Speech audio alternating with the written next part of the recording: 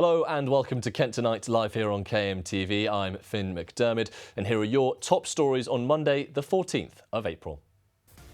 Driving us mad. Rochester businesses fear a drop in footfall as parking prices rise. It's unacceptable. Patients say long A&E waits at Kent hospitals are making them fearful. And roll out the red carpet. We take a look at budding young filmmakers making their mark in Canterbury. Now, businesses across Medway fear rising parking prices will lead to a drop in trade. A stay for a couple of hours in some of the town's towns now costs nearly £3. But the council says it's a necessary move to tackle financial pressures. I headed to Rochester to find out more. Any kind of parking increase, as well as all of the other increase, including rates, is a bit tough to swallow. Parking prices have risen in Medway from £2.30 to £2.90 for 2 hours. And it's not the first time, with it having cost £1.70 to park at Blue Ball Lane in Rochester for 2 hours before the 8th of April 2024. Locals are worried for the effect it could have on the health of their high street, while businesses aren't just worried over whether customers will still want to visit the towns, but about how their staff will cope as well. Well, not only is it affecting customers coming into the shop, it's also affecting volunteers. So a lot of the times volunteers drive down and they park up and obviously pay to volunteer. The main thing that is causing an issue is the fact that obviously they're not able to afford to come down to help volunteer, which then leaves us short-staffed, and the whole process of the shop and everything relies on our volunteers. Without them, we wouldn't be able to run the shop itself. Independent shops like Get Ready Comics fear for how it could affect the town's economy as a whole. Yeah, I think a lot of people are starting to use public transport, but ultimately, I don't know the reasoning behind the parking charge increase. Everyone's costs are going up. It's just unfortunate that those costs are being passed on to the consumers, people visiting the high street and the shops themselves. Makes it very, very difficult to survive in a market like this. Some are also worrying the prices could affect Rochester as a tourist spot. Prices they pay over here is astronomical compared to what we don't really pay in Australia.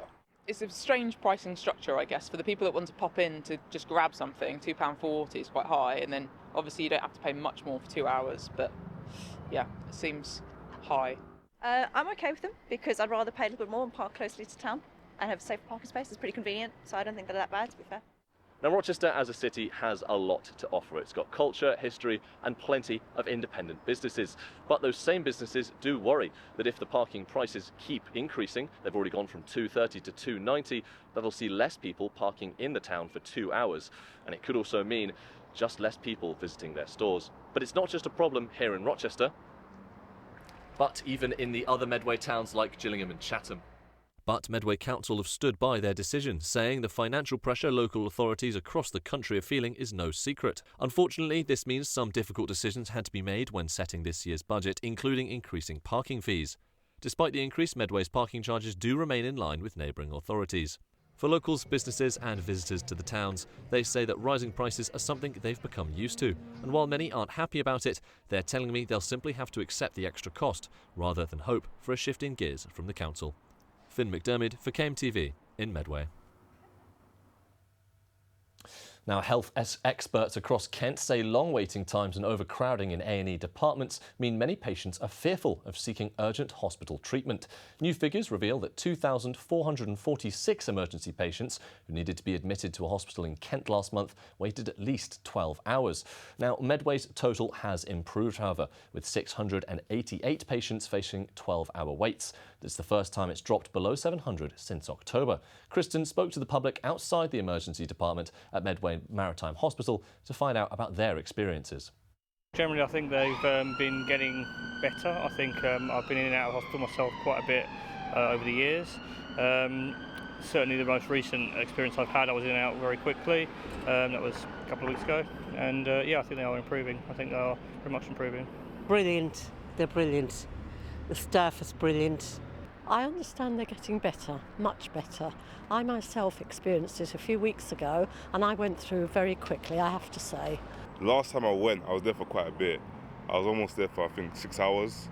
And it was like 1 hour to see one person each. So it was a bit long. We can't be fearful because that's the only place you can go. And they are busy, they do their utmost, I'm sure. you know, and you see the staff running about. You know, there's no one standing or sitting, or to my knowledge, and what I saw when I was in there. So, no, I wouldn't be fearful at all. I think it's getting worse, actually. Yeah, definitely worse, because the GPs are sending you from the surgery straight to A&E, and there's just, and it seems like every GP is doing that now. I can understand why somebody would not want to go to the NHS because of the wait times, and I can also understand why somebody may want to go towards a more private route of healthcare, because my mum has gone to that route herself, and it was a lot more smoother in terms of what happened. Little grandson was there a couple of weeks ago, and I think it was roughly about 7 hours, and he's only 6, so it's quite a long wait, really. We had a traumatic experience last year, and we had to wait a while to do my mum, and we were waiting hours, and yeah, it wasn't great. Unfortunately, there's nothing you can do because the NHS staff, they're all understaffed, so there's not really anything you can do. However, something needs to be done higher up, you know, above our pay grades. On the Kent Morning Show today, we discussed the A&E crisis with a local campaigner. You have to examine why that we have all these people waiting at A&E and why they can't get treated. The staff have absolutely been fantastic. Medical staff at A&E are fantastic. But you have to look at the root cause of this. And the root cause is that they can't get through to A&E because they can't get up to the wards because there's people in the wards that can't get at home. So that's what they used to call bed blocking, but it's really called delayed discharge.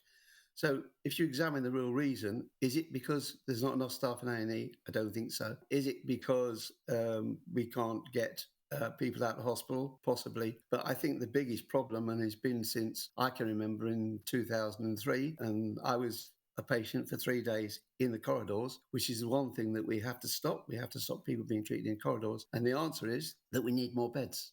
How much do you think the pandemic has to answer for this? Because when we were speaking with our reporter Daisy earlier, when we look at the figures, 2019 levels a lot lower for people waiting 12 hours or more, and now it's in the thousands for just 1 month.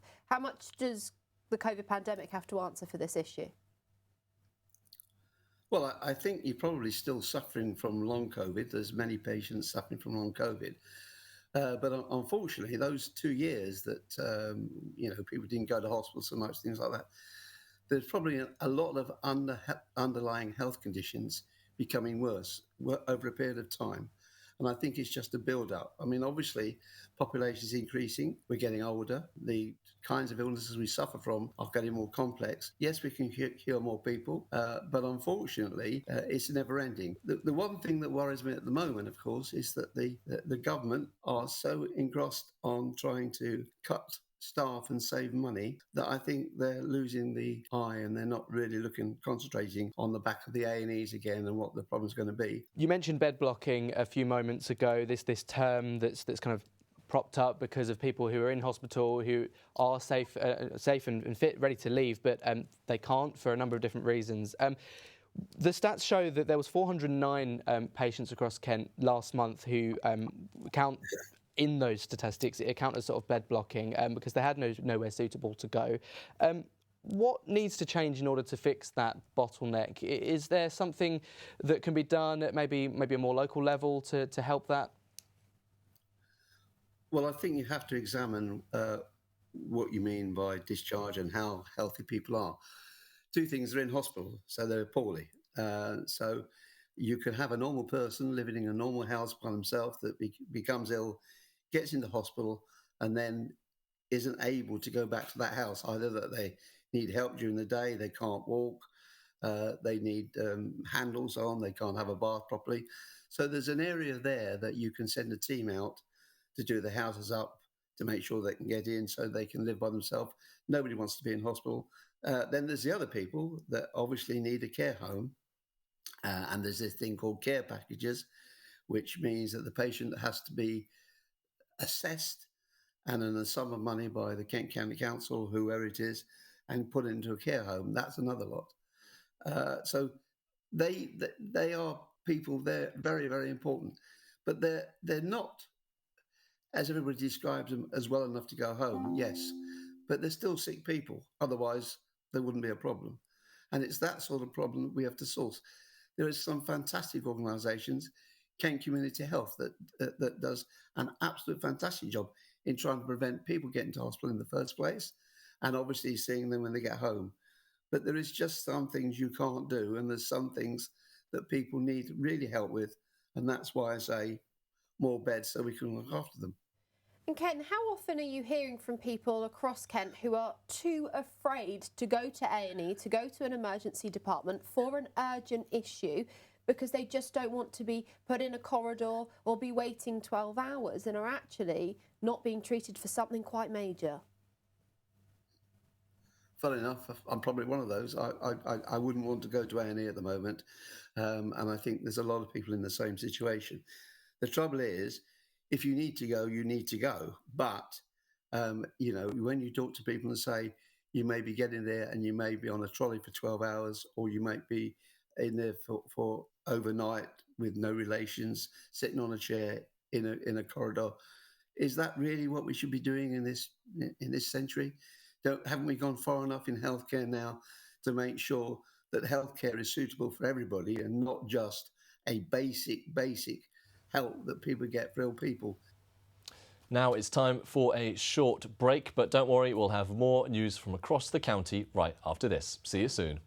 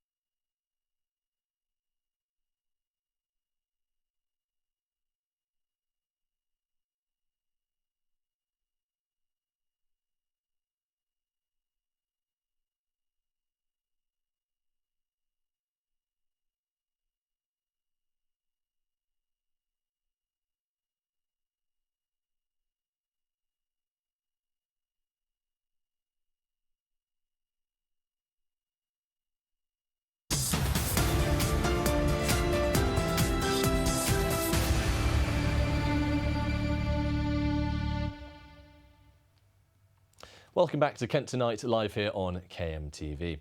Now, a family's car was smashed following a catapult attack near Ashford, a town that's now being called Kent's catapult capital. The window of a silver Volkswagen Polo was shattered outside a home in Willsborough on Friday evening, and when the owners looked inside, they found a single metal pellet. Fortunately, no one was injured, but police are now appealing for dashcam footage. Now, back in February, we reported on how a former Premier Inn in Gravesend risked breaching planning applications. We exclusively revealed that developers were advertising studio flats on Rightmove without the correct permission. The firm behind the conversion claimed they had posted the listing prematurely after taking bad advice. 2 months later, the company is applying for an HMO licence and an extension to the building. The council is expected to make a decision by June, though some tenants are believed to have already moved in.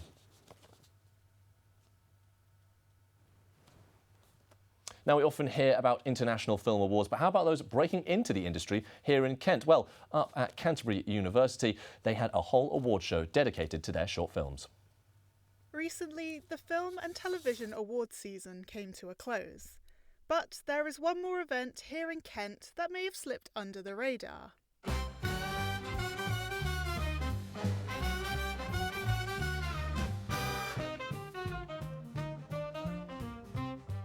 You may have heard of the Oscars or the BAFTAs, but here in Kent we have the KTV Film Festival.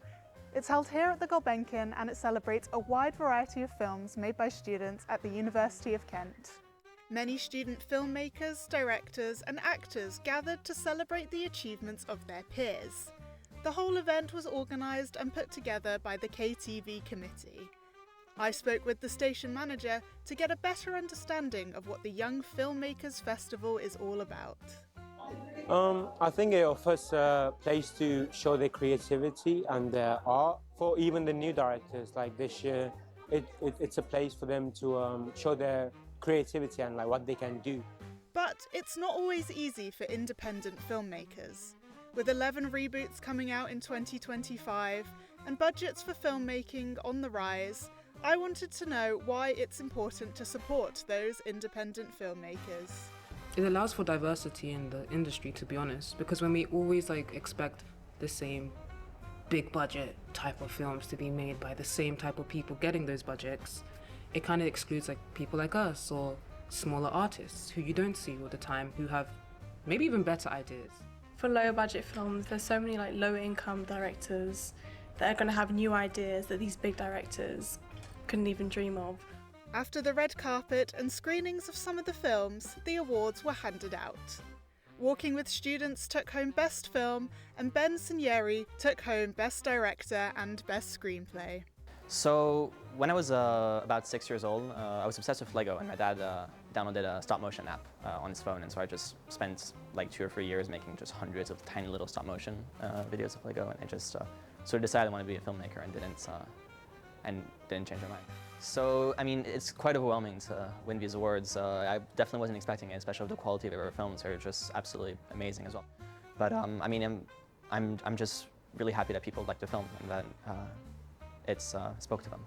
After a promising look into the future of filmmaking, the awards were all wrapped up. Etalie Reynolds for KMTV. We were joined by Etalie on the Kent Morning Show to discuss this further. Etalie, thank you for joining us bright and early this morning. Start by explaining a bit more about what KTV actually is and what it offers students at the University of Kent. Yeah, good morning. I don't mind, I've got my cup of tea, I'm ready to go. Nice. So KTV essentially at its essence is the University of Kent's film television channel. At its essence, it's just a great way for students to get involved in content creating. Very popular as well. I mean, so much so that they're able to host a whole awards every year, every season. So tell us what that was like. Tell us the type of stuff that was on offer. So there was a wide variety of content, anything from short films. They had the winner of their 48-hour film competition, a film called Walking with Students, which was like a mockumentary, took home the award for Best Film, and that was really funny. That had me chuckling. It was like a David Attenborough style documentary about a day in the life of a student. So that was really cool. You can see that one on the screen now. Very well deserved win, in my opinion. But yeah, there was a wide range of content. So you had this kind of comedy mockumentary, but then the winner of Best Director, Best Screenplay, and Best Score was the one you can see now called Iris and Azrael, sorry.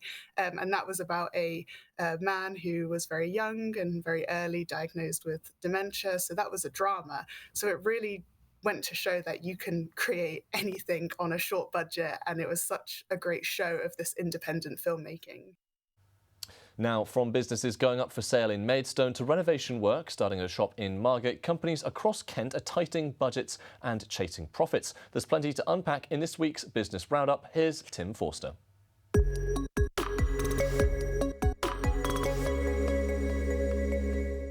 Firstly, units at the Royal Star Arcade have been put up for sale after yet another business closes its doors. The software company RTMS is the most recent business to close its store at the shopping centre in Maidstone, with the arcade coming under scrutiny in recent years due to the number of businesses within the premises being put on the market. However, some argue the shopping centre is in fact at a turning point, with new cafes and eateries opening and expanding in the arcade, and that summer will cause businesses to pick up. A former electronics store is set to be given a new lease of life. Proposals have been submitted to convert the former Henry's electronics store in Margate into a new pub for the local community. The store was originally opened in 1932 by Dennis Henry Papard, who worked on the then secret radar technology used in World War II. Later run by his son Julian, the store shut its doors in 2017, with the premises remaining vacant ever since. A decision is expected by May the 26th. And finally, a 16th century manor estate could be transformed into housing in an effort to save the site. Developer Historical Homes Limited has submitted plans to convert Hall Place, a former medieval manor seat in Harbledon, Canterbury, into 30 homes. Originally built in 1596, the property boasts elements of Tudor, Georgian, Elizabethan and Victorian architecture, with the Canterbury Commemoration Society saying they feel the plans are acceptable and if done well, it could turn out to be a praiseworthy solution to the neglected site.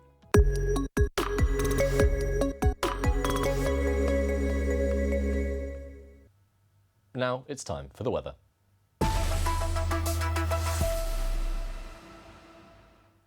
This evening we'll see rain with low wind speeds and temperatures at around 11 degrees, highs of 12 up there in Margate. Tomorrow morning, staying with some of those highs of 12 degrees across Kent, overcast skies remain.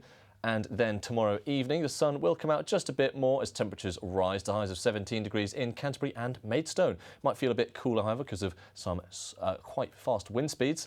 Now here's the rest of the week, pretty much the same. Some sun peeking through the clouds on Wednesday and Thursday, mostly cloudy on Friday, highs of 16 degrees. And don't forget, you can keep up to date with all things going on in Kent by logging on to our website. It's the usual place, kmtv.co.uk. There you can check out all of our latest videos, including this one about sewage water in the River Grom. Through Tunbridge Wells runs the River Grom, a gentle, winding stream that weaves quietly through the countryside. But beneath the surface, something is deeply wrong. A nearby manhole is being choked with overgrown tree roots and is therefore being prone to overflowing. This means that it's pushed more than 333 hours worth of sewage into the river since last summer. Underground sewage pipes are also failing, with leaks spilling untreated waste into the waterway. Due to hundreds of hours worth of sewage both being pumped into this river and flowing into it from a nearby manhole, the ripple effect team who test the water have found that much of it is covered by sewage fungus, which both pollutes the air and kills both the plants and animals. Funny enough, today is actually, we think, is the worst results we've seen. The sewage that's being pumped into the river is actually killing everything, so the river's actually dead. Apart from things that you don't want to see, which are mosquito larvae, redworms, water louse, all animals that will live in really highly polluted river, and we're seeing a heck of a lot of them today. I'm not an expert in sewage fungus, but I would say that is sewage fungus, and that's kind of like the end game in a river's health. Due to the number of complaints of smells and leaks, the problem has sparked political action. Yeah, so in 2024, Southern Water, which deal with the sewage in my patch, pumped 300,000 hours of sewage into our waterways. And this is ridiculous. It's not on. It's indicative of a water industry, but also the government and Ofwat, the regulator, who've lost a grip on the problem. We shouldn't be having a situation where that much sewage is being pumped into our rivers and killing them, like this river here. So Southern Water have assured me, we brought it to their attention, and they've assured me that they're going to be sending a robot down that to clear out the tree roots, and then they're going to reline the sewer, which should mean that normal flow should go through it to the water treatment plant. We've been entrusted with £50 million of our customers' money to work differently in the catchments to make sure we are building truly sustainable solutions. We have a team of engineers who will be in the catchment with our supply chains investigating. But it's not a simple fix. Mike Martin says part of the challenge is that no one technically owns much of the ageing sewage network, some of which dates back centuries. There are a number of problems, and this is one of them, where it's not clear who owns the sewer, and it's something that the government needs to lay down legislation on, and to say actually who is it that's going to own all of the sewer network, because that makes it easier for us to repair it and to fix the problems that we have. With water bills set to rise by almost 50% in 2025, campaigners hope that this issue will be fixed sooner rather than later. Kristen Hawthorne for KMTV in Tunbridge Wells. Well, I'm afraid that's all we have time for now. You've been watching Kent Tonight live here on KMTV. But don't forget, there's more news made just for Kent throughout the evening. And you can always keep up to date with us on our website, kmtv.co.uk. Thank you for watching, and I'll see you soon.